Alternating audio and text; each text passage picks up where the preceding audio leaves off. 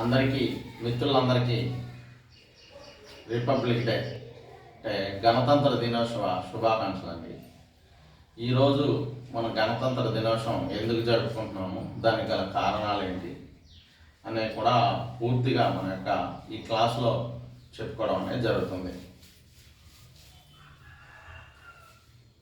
గణతంత్ర దినోత్సవము అంటే ఏమంటామండి మనం ఇంగ్లీష్లో? రిపబ్లిక్ డే అంటాం.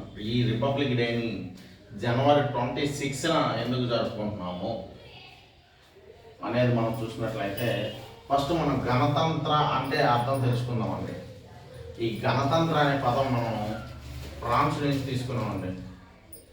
ఎక్కడి నుంచి తీసుకున్నామండి? ఫ్రాన్స్ దేశం నుంచి తీసుకోవడం జరిగింది. ఈ గణతంత్ర అంటే ఏంటండి? డైరెక్ట్లీ ఆర్ ఇండైరెక్ట్లీ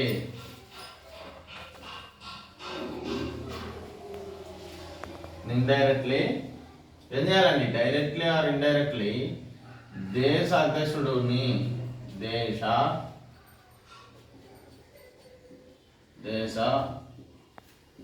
అధ్యక్షుడిని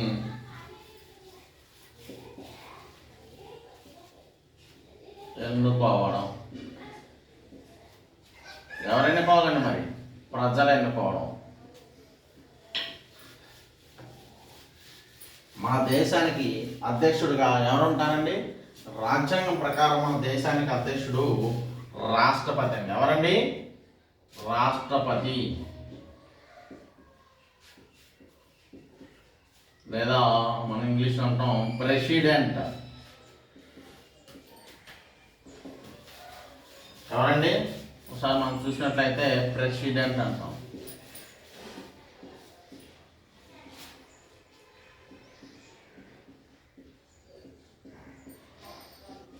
ప్రెసిడెంట్. ఈ రాష్ట్రపతిని మనం ఎలా ఎన్నుకుంటున్నాం అనేది చూస్తే మనం ఎన్నుకున్నటువంటి ఎవరండి? మనం ఎన్నుకున్నటువంటి ఎమ్మెల్యేలు, ఓకేనా, మనం ఎన్నుకున్నటువంటి ఎంపీలు, వీళ్ళందరూ కలిసి, ఓకేనా, మనం ఎన్నుకున్నటువంటి ఎమ్మెల్యేలు, మనం ఎన్నుకున్నటువంటి ఎంపీలు, మనం ఎన్నుకున్నటువంటి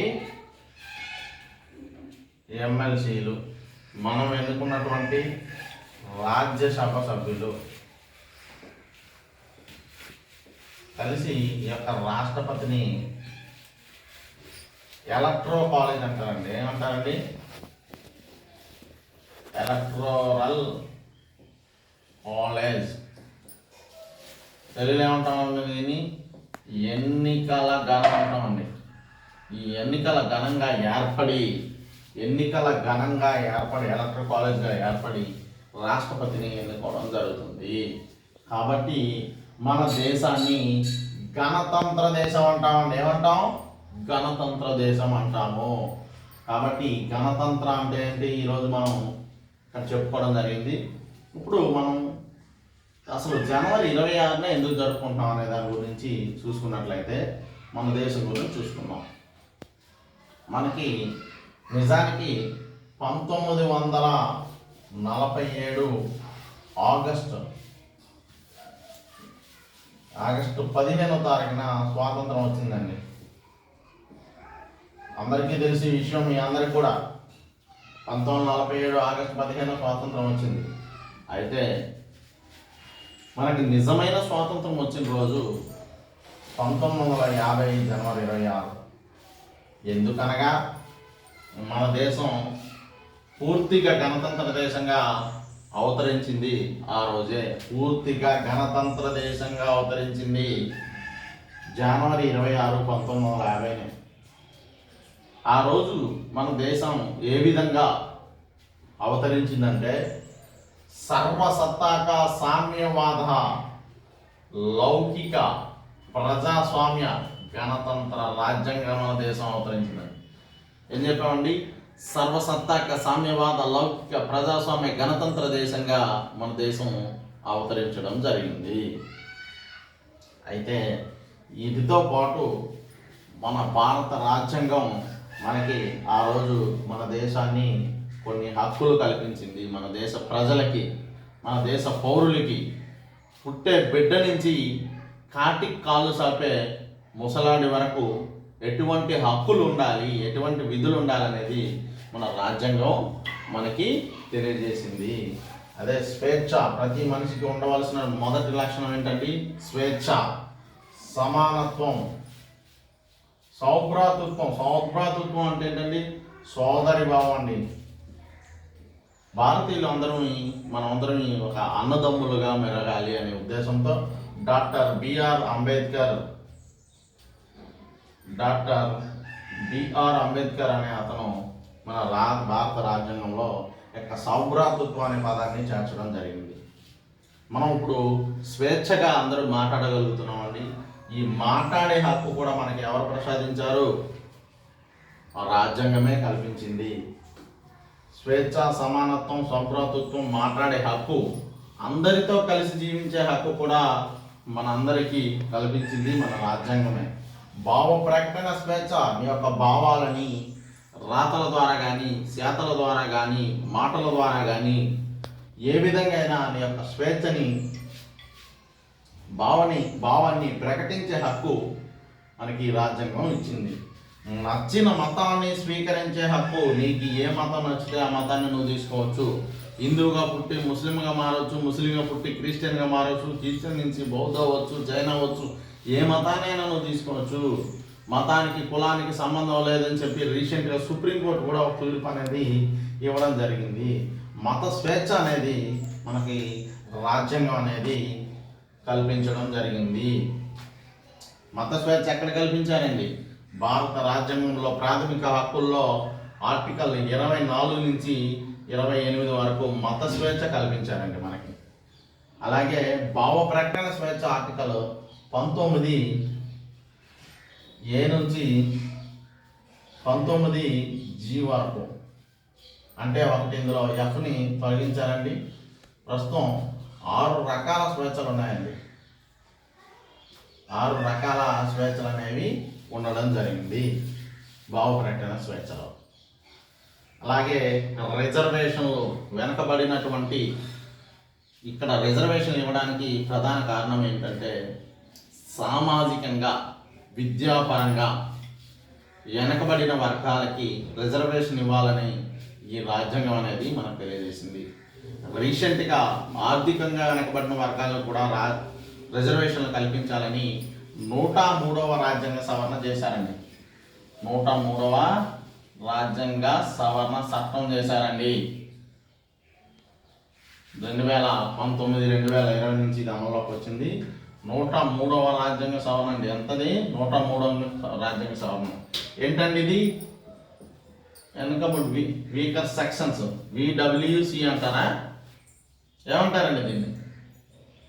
వెనకబడినటువంటి వీకర్ సెక్షన్స్కి EWS రిజర్వేషన్లు ఇచ్చారు. ఎకనామికలీ వీకర్ సెక్షన్స్ ఏమంటామండి? ఎకనామికలీ వీకర్ సెక్షన్స్ అని EWS రిజర్వేషన్ అనేది కల్పించడం జరిగింది. అలాగే ఆస్తి హక్కును కూడా మనం కలిగించారండి. భారత రాజ్యాంగం అమల్లోకి వచ్చినప్పుడు ఈ ఆస్తి హక్కు ఎక్కడ ఉండేదండి? ఆర్టికల్ 31లో ఉండేదండి. ప్రాథమిక హక్కుగా ఉండేదండి. అయితే ప్రస్తుతం ఇది ఆర్టికల్ 301లో చట్టబద్ధమైన హక్కుగా ఉందండి.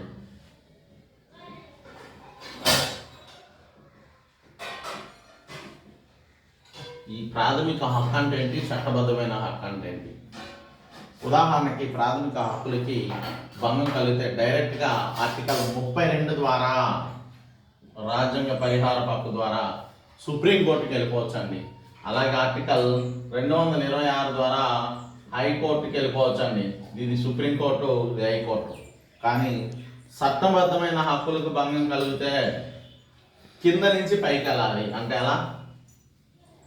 ఫస్ట్ మండల కోర్టు, తర్వాత డిస్ట్రిక్ట్ కోర్టు, తర్వాత వచ్చేసి హైకోర్టు, తర్వాత సుప్రీంకోర్టు. ఇలా కింద నుంచి వెళ్ళాల్సిన అవసరం అయితే ఉంటుంది. కాబట్టి మనం చూసుకున్నట్లయితే మండల కోర్టుకి వెళ్ళాలి, మండల కోర్టు నుంచి డిస్ట్రిక్ట్ కోర్టుకి వెళ్ళాలి, డిస్ట్రిక్ట్ కోర్టు నుంచి హైకోర్టుకి వెళ్ళాలి, హైకోర్టు నుంచి సుప్రీంకోర్టుకి అనేది వెళ్ళాలి. ఇది చట్టబద్ధమైన హక్కుకి ప్రాథమిక హక్కుకు ఉన్నటువంటి డిఫరెన్స్. అలాగే ఆస్తి హక్కుతో పాటు అందరికీ చదువుకునే హక్కు ఇచ్చారండి. అందరికీ చదువుకునే హక్కు మన భారత రాజ్యాంగంలో 86వ రాజ్యాంగ సవరణ ద్వారా 2002వ సంవత్సరంలో వచ్చిందండి. మన భారత రాజ్యాంగాన్ని సవరించి కాలానుగుణంగా మనకు నచ్చిన విషయాలని మనం ఇందులో చేర్చుకునే అవకాశం ఆనాటి మేధావులు మహానుభావులు అయినటువంటి డాక్టర్ బిఆర్ అంబేద్కర్ గారు మనకు కల్పించడం జరిగింది. ఇదే రాజ్యాంగ సవరణ అంటాం. రాజ్యాంగ సవరణ ఇది 20వ భాగంలో 368వ ఆర్టికల్లో కల్పించారు మనకి. దానిలో భాగంగానే 86వ రాజ్యాంగ సవరణ ద్వారా మనం ఈ చదువుకునే హక్కు అనేది తీసుకున్నాం. ఇది ఆర్టికల్ 21A పెట్టామండి. 21A ఎందుకో పెట్టాం అనేది మనం తెలుసుకోవాలండి. మనం అందరం జీవించే హక్కు అనేది 21లో ఇచ్చారండి మనకి. మనిషి జీవించడంతో పాటు తన అభివృద్ధి కోసం, తన వ్యక్తిత్వాన్ని డెవలప్ చేసుకోవడం కోసం చదువు అనేది అవసరం అని చెప్పి గుర్తించి ఆర్టికల్ 21Aలో మనకి ఈ యొక్క చదువుకునే హక్కు అనేది ఇచ్చారండి. అలాగే మనందరికీ గొడవలు జరిగినా, అన్యాయం జరిగినా న్యాయస్థానాల్ని ఆశ్రయించే హక్కు కూడా మనందరికీ యొక్క జ్యుడిషియరీ సిస్టమ్ ద్వారా ఇవ్వడం జరిగిందండి. భారత రాజ్యాంగంలో 124 ఆర్టికల్ ప్రకారం సుప్రీంకోర్టు ఏర్పడుతుందండి. 214 ప్రకారం 214 ప్రకారం హైకోర్టు ఏర్పాటు అవుతుందండి. ఇలా సుప్రీంకోర్టు, హైకోర్టు మన దేశంలో ఉన్నటువంటి న్యాయ వ్యవస్థ ఏకీకృత న్యాయ వ్యవస్థ. ఏకీకృత అంటే పైన సుప్రీంకోర్టు ఉంటుంది, కింద హైకోర్టు ఉంటుంది, డిస్ట్రిక్ట్ కోర్టు ఉంటుంది, తర్వాత మండల కోర్టులు ఉంటాయి. మండల కోర్టుల కింద క్రిమినల్ కోర్ట్స్ అనేవి ఉంటాయి, సివిల్ కోర్ట్స్ అనేవి ఉంటాయి. ఇలా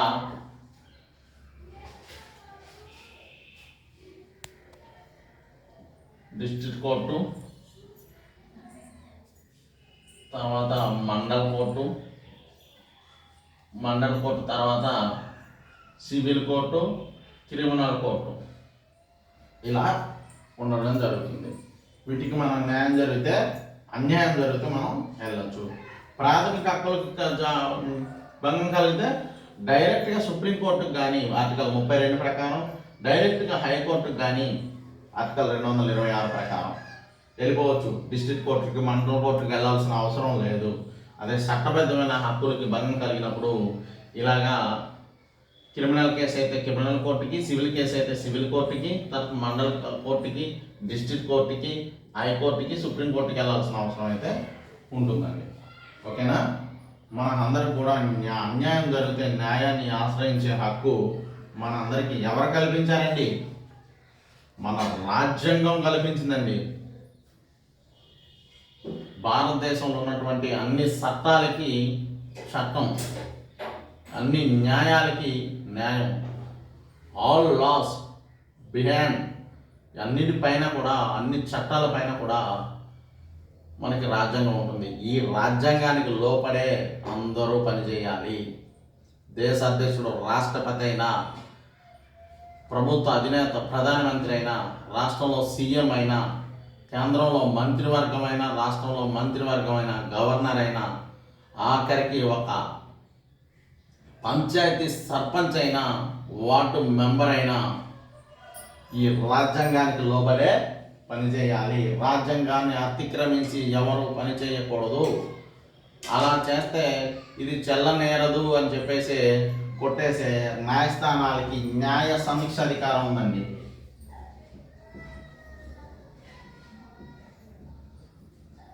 ఈ న్యాయ సమీక్ష అధికారం భారత రాజ్యాంగంలో 13వ ఆర్టికల్లో ఉందండి.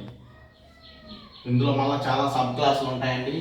13 ఒకటి వచ్చేసి స్వాతంత్రం రాకముందు ఉండే చట్టాలు, 13 2 వచ్చేసి స్వాతంత్రం అమల్లోకి వచ్చిన తర్వాత చట్టాలు, 13(3) వచ్చేసి స్వాతంత్రం అమల్లోకి వచ్చిన తర్వాత పార్లమెంట్ చేసిన చట్టాలు పూర్తిగా కానీ అందులో ఏ ఒక్క భాగం కానీ ఏ ఒక్క పాయింట్ కానీ భారత రాజ్యాంగానికి విరుద్ధంగా ఉంటే అవి చెల్లనేరవు అని కొట్టివేసే అధికారం సుప్రీంకోర్టుకు ఉందండి. ఎవరికి ఉందండి? సుప్రీంకోర్టు. అలాగే ఏది బేసిక్ స్ట్రక్చర్ ఆఫ్ ఇండియన్ కాన్స్టిట్యూషనో, ఏది basic structure of Indian constitution కాదో భారత రాజ్యాంగ మౌలిక స్వరూపాన్ని కూడా డిసైడ్ చేసే అధికారం సుప్రీంకోర్టుగా ఉంది. రాజ్యాంగాన్ని వివరించే అధికారం, ఏది రాజ్యాంగంలో భాగమో ఏది రాజ్యాంగంలో భాగం కాదో తెలియజేసే అధికారం దేశ అత్యున్నత న్యాయస్థానమైనటువంటి సుప్రీంకోర్టుకి కలదండి. అలాగే ఈరోజు మనం ఇవన్నీ చెప్పుకున్నాం. అలాగే మన జీవితాన్ని కబంధ హస్తాల నుండి, దేని నుంచి అండి? కబంధ హస్తాల నుండి స్వేచ్ఛా జీవులుగా మార్చింది ఈ మన రాజ్యాంగం అండి. ఈ రాజ్యాంగం మనకి కబంధ హస్తాల్లో బ్రిటిష్ వారి రవి అస్తమించని బ్రిటిష్ సామ్రాజ్యంలో మనం అందరూ కూడా బానిసలుగా జీవించడం జరిగింది. అలాంటి బానిసత్వం నుంచి మనం ఈరోజు విముక్తి పొంది స్వేచ్ఛా జీవులుగా, స్వేచ్ఛ పక్షులుగా ఆకాశంలో విహరిస్తూ ఉన్నాము. అంతటి రాజ్యాంగం తన నడక ప్రారంభించిన రోజు ఈ రోజేనండి. ఈరోజు అంటే జనవరి 26 అండి, 1950. ఓకే, ఇంత గొప్ప రాజ్యాంగం తన నడక ప్రారంభించిన రోజు ఈరోజే, అంటే జనవరి 26, 1950. అందుకే మనం దీన్ని ఎందుకు విడిచిపెట్టాలి అని మనం ప్రశ్నించుకోవాలి. ఇంత గొప్ప రాజ్యాంగం, నిజమైన స్వాతంత్రం, సంపూర్ణ స్వరాజ్యం వచ్చినటువంటి ఈ రోజున మనం గొప్పగా గణతంత్ర దినోత్సవం సెలబ్రేట్ చేసుకోవాలి. కాబట్టి రాజ్యాంగం అనేది మన దేశానికి వెన్నెముక కాబట్టి, ఆ రాజ్యాంగం అమల్లోకి వచ్చిన రోజు కాబట్టి మనం గణతంత్ర దినోత్సవం ఈరోజు జరుపుకుంటున్నాం. అలాగే మనకి మంచి చెడులను వివరిస్తుందండి ఈ రాజ్యాంగం. ఏది మంచి, ఏది చెడు, ఏది క్రిమినల్ యాక్టివిటీ, ఏది సోషల్ యాక్టివిటీ అనేది మనకి తెలియజేస్తుంది. మంచి చెడులను వివరించి సరైన మార్గంలో మనం నడిచేందుకు మనకి ఒక గైడ్లా, ఒక మార్గంలా ఈ యొక్క రాజ్యాంగం అనేది ఉపయోగపడుతుంది. ఇంతటి మహాగ్రంథం, ఈ మహాగ్రంథం లాంటి రాజ్యాంగం మన దేశంలో అమల్లోకి వచ్చింది 1950 జనవరి 26న. కాబట్టి అందుకే మనం 72 సంవత్సరాల నుంచి ఈ యొక్క పర్వదినాన్ని గణతంత్ర దినోత్సవంగా జరుపుకుంటున్నాము. మనం జెండాని ఎగరవేస్తున్నాం. దేన్ని ఎగరేస్తున్నామండి? త్రివర్ణ పతాకమైనటువంటి జెండాని ఎగరవేస్తున్నాము. యొక్క జెండాని ఎగరవేయడం జరుగుతుంది.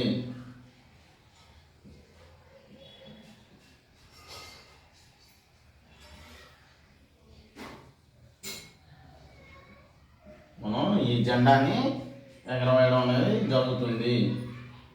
త్రివర్ణ పతాకమైన జెండాని మనం ఈరోజు 72 సంవత్సరాల నుంచి ఎగరవేస్తున్నాం. ఇది 73వ గణతంత్ర దినోత్సవము. ఓకేనండి, ఇదంతా మనం చెప్పుకున్నాం. ఒక్కసారి చరిత్ర పుటల్లోకి వెళ్ళి తొంగి చూద్దామండి. మనం అంతా కూడా ఒక్కసారి చరిత్రలోకి వెళ్ళి తొంగి చూస్తే మనకి స్వాతంత్రం వచ్చింది 1947 ఆగస్టు 15న. అయితే మన దేశానికి స్వాతంత్రం మాత్రమే అవతరించింది, స్వాతంత్ర దేశంగా మాత్రమే మన దేశం అవతరించింది. కానీ కేవలం స్వాతంత్రం మాత్రమే మనకు లభించింది. కానీ సర్వసత్తాక సామ్యవాద లౌకిక ప్రజాస్వామ్య గణతంత్ర రాజ్యంగా మాత్రం కాదు. ఏది కాదు? సర్వసత్తాక సామ్యవాద ప్రజాస్వామ్య గణతంత్ర రాజ్యంగా కాదు. ఏం కాదండి?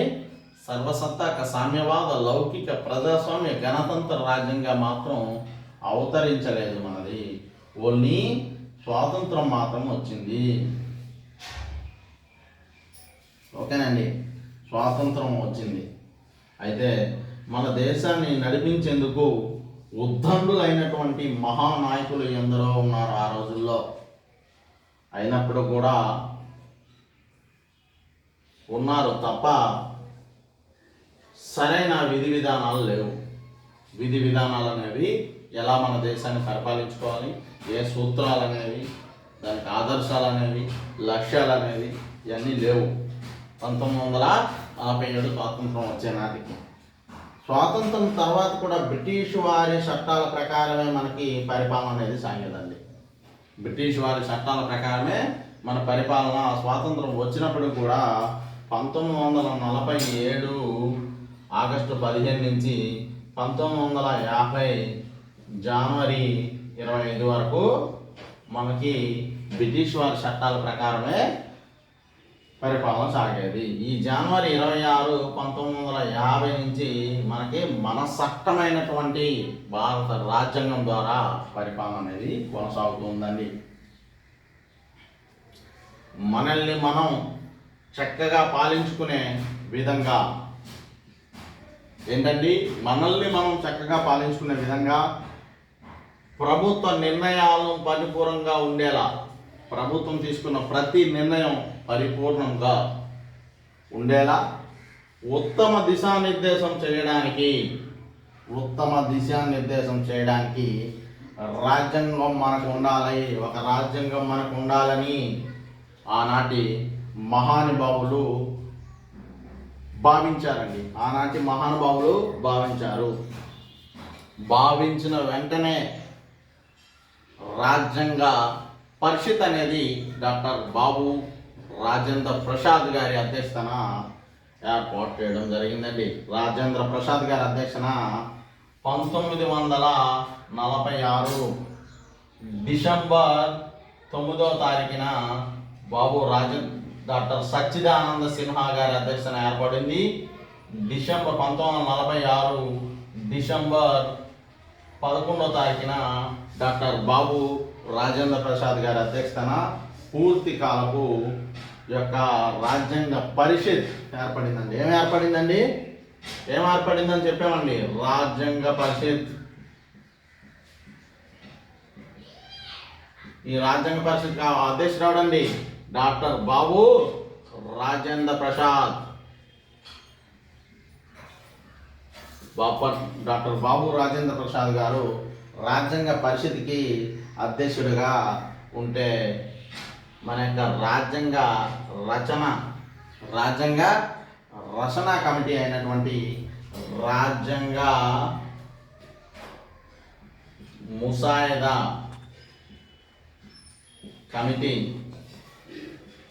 కమిటీకి అధ్యక్షుడు లేదా చైర్మన్గా ఎవరున్నారండి, డాక్టర్ బిఆర్ అంబేద్కర్.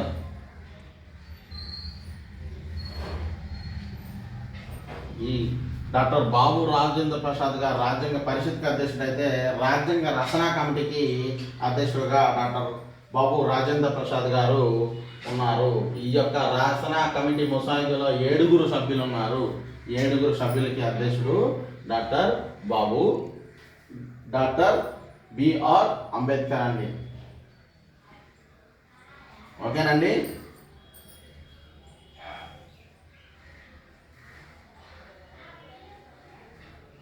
రాజ్యాంగం మనకు కూడా ఉండాలని చెప్పేసి భావించారు మహానుభావులు. వారి అధ్యక్షతన డాక్టర్ బిఆర్ అంబేద్కర్ అధ్యక్షతన రాజ్యాంగ ముసాయిదా కమిటీ ఏర్పడిందని చెప్పేసి మనం చెప్పుకున్నామండి.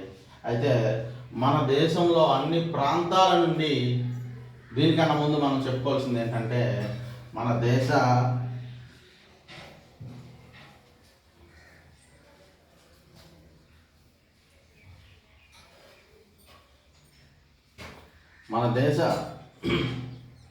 రాజ్యాంగాన్ని రచించడం కోసం ఈ 7 సభ్యులతో కలిసినటువంటి రాజ్యాంగ రచన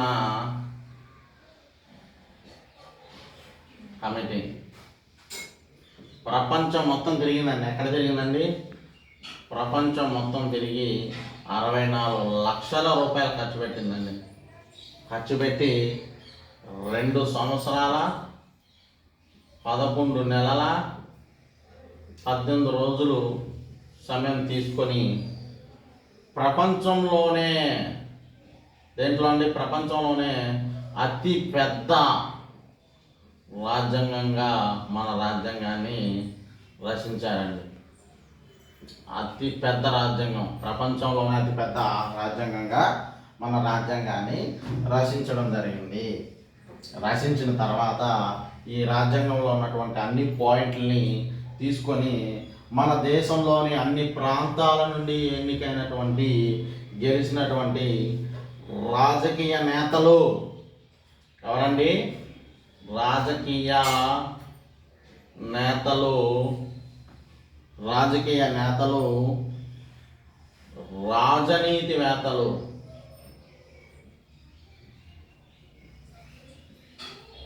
రాజకీయ నేతలు, రాజనీతివేత్తలు, వివిధ రంగాలలో నిష్ణాతులైన నిపుణులు. ఎవరెవరండి? రాజకీయ నేతలు, రాజనీతివేత్తలు, వివిధ రంగాల్లో నిపుణులైనటువంటి నిపుణులు. వీళ్ళందరూ కలిసి మన రాజ్యాంగాన్ని ఎలా ఏర్పాటు చేశారండి? చర్చలు, నిర్ణయాలు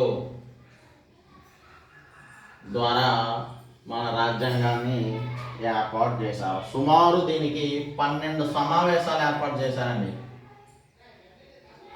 మొత్తం 12 సమావేశాలు అనేవి ఏర్పాటు చేయడం ద్వారా మన రాజ్యాంగాన్ని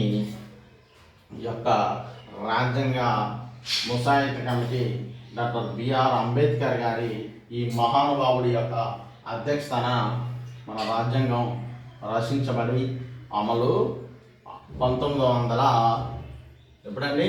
భారత రాజ్యాంగం అమలు ఎప్పుడైందండి?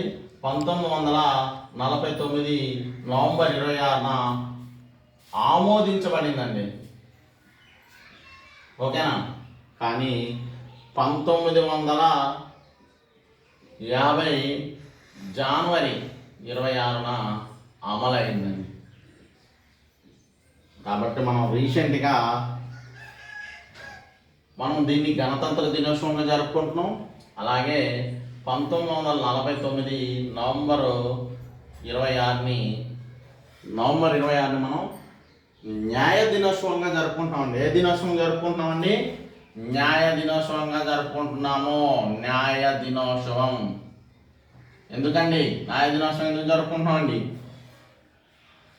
మన భారతదేశంలో ఉన్నటువంటి అన్ని చట్టాలకి మూల చట్టమైనటువంటి బేసిక్ లా అయినటువంటి రాజ్యాంగం ఆ రోజు మనకి ఆమోదించబడింది. కాబట్టి న్యాయ దినోత్సవంగా మనం జరుపుకోవడం జరుగుతుంది.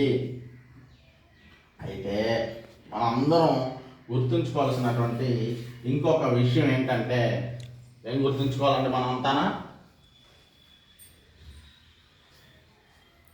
ఈ జనవరి 26న అసలు మనం గణతంత్రం ఎందుకు జరుపుకుంటున్నామండి?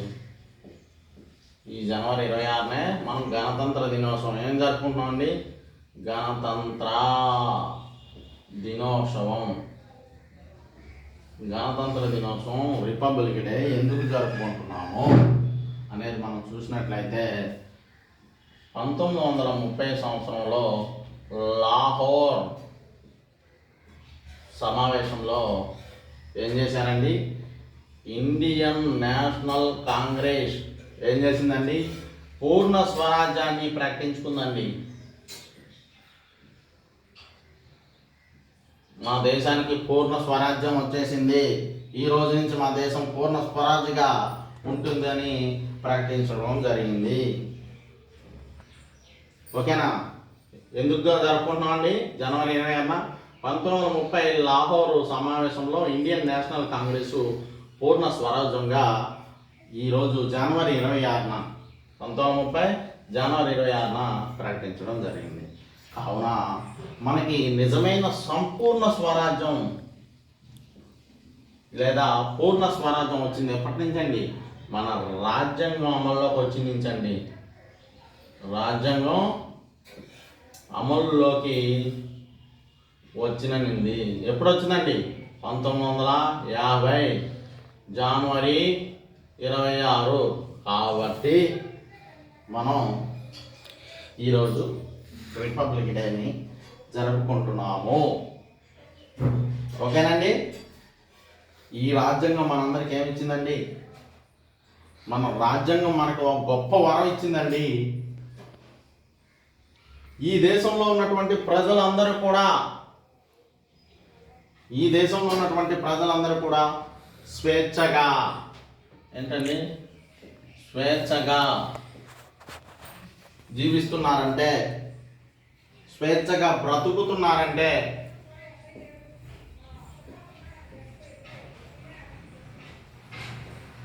అంటే అది మనకు రాజ్యాంగం ఇచ్చినటువంటి ఒక గొప్ప వరం అండి. స్వేచ్ఛ సమానత్వం ఉందండి మన రాజ్యాంగం. కాబట్టి మనకి సమానత్వం రావాల్సిన అవసరం ఇంకా చాలా ఉంది. సమానత్వాలు చాలా రకాలు ఉంటాయండి. సమానత్వం మనుషుల మధ్య సమానత్వం అయితే ఉంది తప్ప సామాజిక సమానత్వం, ఆర్థిక సమానత్వం, రాజకీయ సమానత్వం, కుల సమానత్వం, ఇలా చాలా సమానత్వాలు అనేవి రావాల్సిన, విద్యలో సమానత్వం, అన్ని రకాలుగా సమానత్వం అనేది రావాల్సిన అవసరం ఉంది. స్వేచ్ఛ, సమానత్వం, సౌభ్రాతృత్వం మన దేశం ఇంకా అభివృద్ధి చెందకపోవడానికి కానీ ఇంకా అభివృద్ధి చెందుతున్న దేశానిగా ఉండడానికి ప్రధాన కారణం ఏంటంటే మనలో సౌభ్రాతృత్వం లేదండి. సౌభ్రాతృత్వం అంటే ఏదో మాట మట్టికే అనుకుంటున్నాం తప్ప నిజమైన సౌభ్రాతృత్వం లేదు. ఏంటి, మనందరం సోదరులుగా అనుకోవట్లేదండి. సోదర భావం, వీఆర్ ఆల్ ఆర్ ఇండియన్స్, మనంతా భారతీయులు అనుకుంటున్నాం. కానీ భారత మాత అనే ఒక తల్లికి జన్మించినటువంటి బిడ్డలని మేమందరం అన్నదమ్ములమే అని చెప్పి భావం ఎప్పుడైతే మన అందరిలో వస్తుందో మనందరం దేశ సేవ కోసం, దేశాని కోసం పనిచేయడం మొదలు పెడతాము. ఆ రోజే మన దేశం అభివృద్ధి చెందుతుంది. నువ్వు చెప్పిన, నేను ఒక చిన్న వాక్యం చెప్దాం అనుకుంటానండి. మదర్ తెరీసా గారు చెప్పినటువంటి వాక్యం చివరగా, నువ్వు గొప్ప గొప్ప పనులు చేయక్కర్లేదు, నువ్వు చేసిన ఏ చిన్న పనినైనా గొప్పగా చేసి చూడు అని చెప్పేసి మదర్ తెరీసా గారు చెప్పారండి. కాబట్టి మనం చేసిన ఏ చిన్న పనైనా దేశం కోసం, దేశంలో ఉన్న ప్రజల కోసం, పేదవాళ్ళ కోసం మీ అందరికీ తగినంత సాయం చేసే విధంగా మీరంతా కూడా దేశ సేవలో భాగ్యులు కావాలని, భాగస్వామ్యం కావాలని, దేశ అభివృద్ధికి మీరందరూ పాటుపడాలని కోరుకుంటూ, దేశ సైన్యానికి, దేశం కోసం పోరాడుతున్నటువంటి సైన్యానికి, దేశం ఆకలిని తీర్చినటువంటి, దేశ ప్రజల ఆకలిని తీర్చినటువంటి రైతుకి మరొకసారి సెల్యూట్ చెప్తూ ఈరోజు మనం ఈ యొక్క క్లాస్ని ముగించడం జరుగుతుంది. జై హింద్.